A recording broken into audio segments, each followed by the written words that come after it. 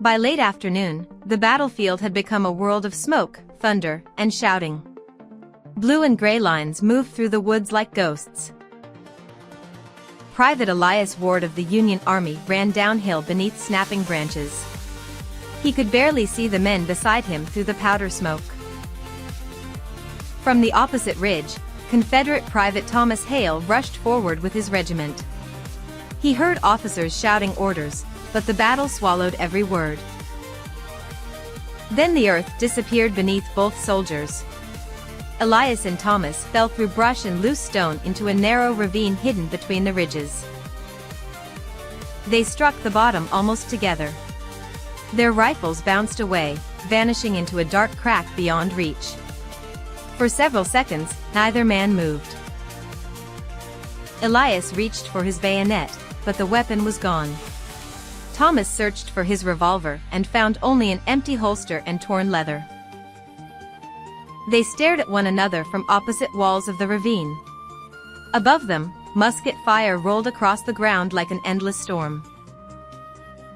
Thomas raised both hands slowly. "Neither of us has a weapon," he said.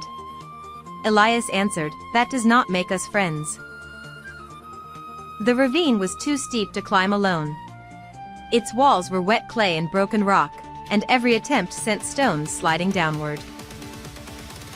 Thomas looked toward the narrow opening above. "One army will hold this ground by nightfall," he said. "The winner takes the other prisoner." Elias studied him carefully.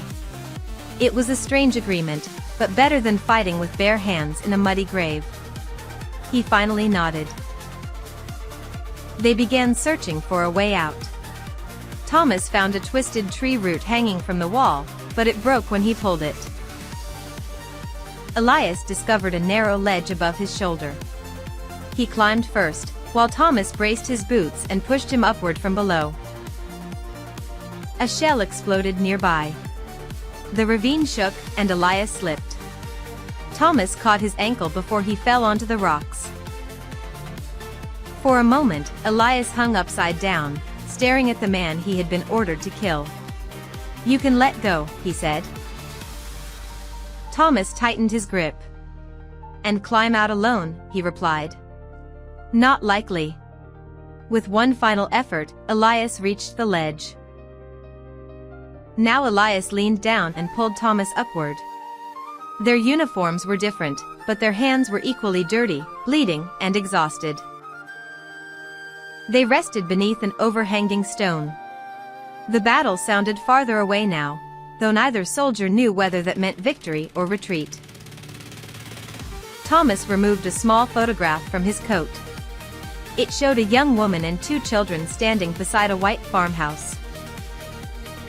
Elias showed him a folded letter from his younger sister in Ohio. For several minutes, they spoke not as enemies, but as men missing home. The silence ended when wounded soldiers cried out somewhere above them. Elias and Thomas rose, knowing they could not remain hidden much longer. Using a torn belt and a strip from Elias's coat, they made a crude rope. Thomas climbed while Elias held the lower end around a rock. Near the top, Thomas found a sturdy branch. He secured the rope, then lowered it again instead of disappearing into the smoke.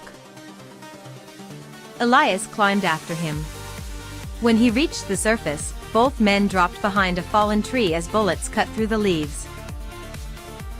The battlefield had changed. Confederate troops were pulling back through the woods, while Union soldiers advanced from the ridge with flags raised. Thomas watched the retreat in silence. He already understood what their agreement required.